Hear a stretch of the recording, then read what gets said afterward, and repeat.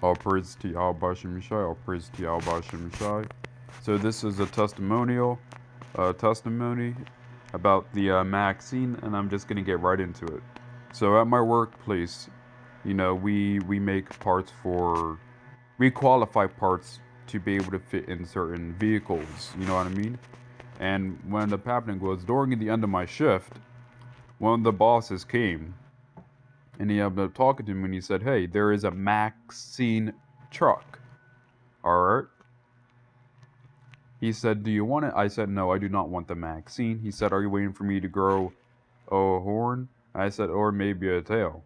Now, regardless, brothers, no matter what, even if the people come out fine after taking the maxxine, you must not take the maxxine no matter what.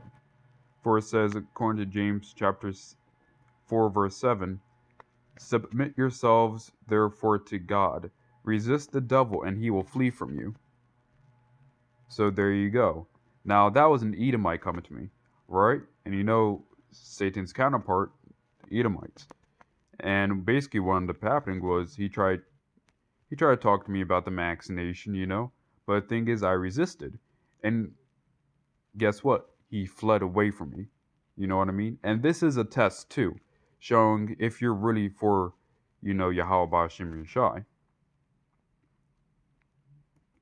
You know? For you will start to see people go in stores without masks more and more, in a way to shame you, to make you seem like a second-rate citizen. But no matter what, we stay rooted in the Lord. For it says in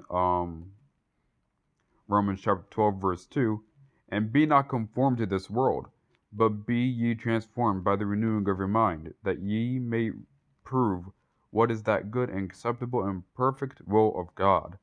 So, right, we must not be conformed to this world. This world is always being conformed. If there is for instance, these guys say, "Oh, vaccinations are coming out. Everyone wants to go get a vaccine. They all want to be conformed. They want to always just be like those, really like those goats, you know."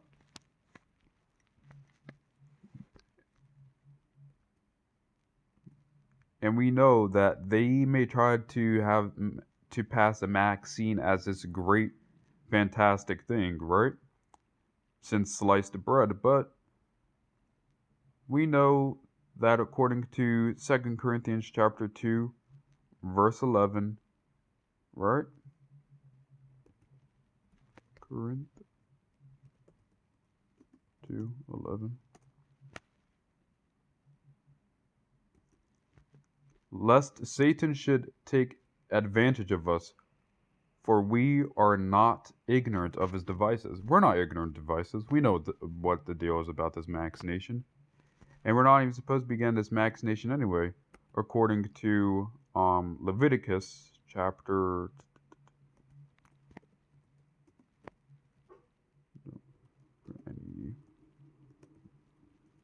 According to Leviticus chapter 19, verse 28, "Ye shall not make any cuttings in your flesh, nor print any marks upon you. I am the Lord." So we know we're not supposed to be putting anything in our skin like that anyway. No tattoos, nothing like that. Alright? But however, according to James chapter 4, verse 7, we are to resist ourselves. We are to submit yourselves therefore to God, resist the devil, and he will flee from you. So do not be tempted by these people taking the vaccine. You may lose your job. Alright? You may lose a lot of things, but this will only help strengthen us in the Lord to see who is for who. This will only help strengthen us to say, if are we really for the Lord, or are we really for the world? And we know that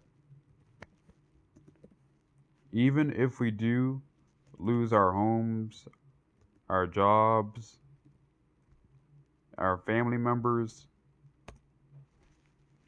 you know, even if we lose all for not taking this stupid vaccine, we do know we do know